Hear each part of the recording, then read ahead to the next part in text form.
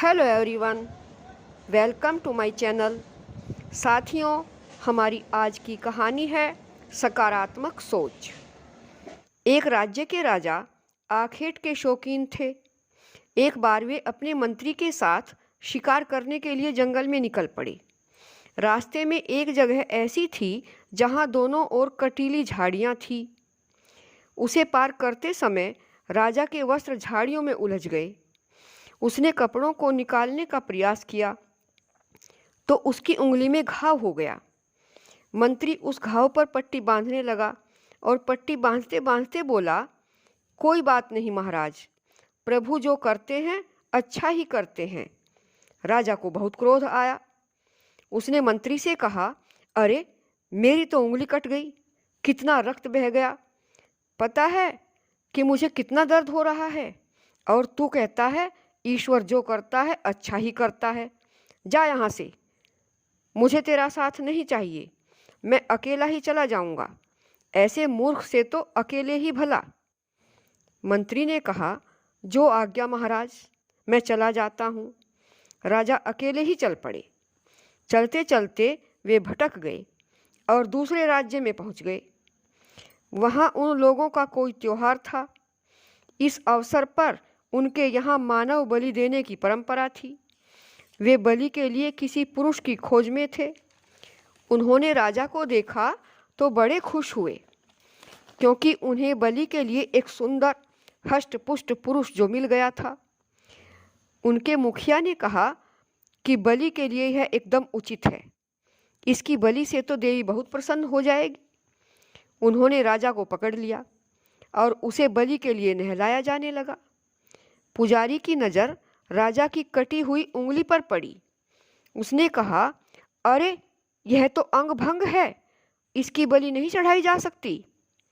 राजा को छोड़ दिया गया।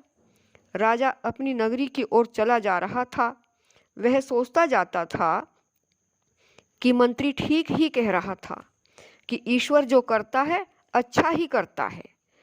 अपनी नगरी में जाने से पहले वह मंत्री की खोज करने लगा। एक स्थान पर एक छोटी सी कुटिया में मंत्री को बैठे देखा तो आगे बढ़कर उसे गले लगा लिया। वे दोनों अपनी नगरी की ओर चल पड़े। राजा ने मंत्री से कहा, आपने तो मेरी उंगली कटने पर बड़े पते की और मर्म की बात कही थी, मैं ही अल्पबुद्धि समझ न पाया। उसने मंत्री को अपने साथ घटी पूरी घटना सुनाई। उसने कहा, मेरी इस कटी हुई उंगली ने ही आज मुझे मौत के मुंह में जाने से बचा लिया है।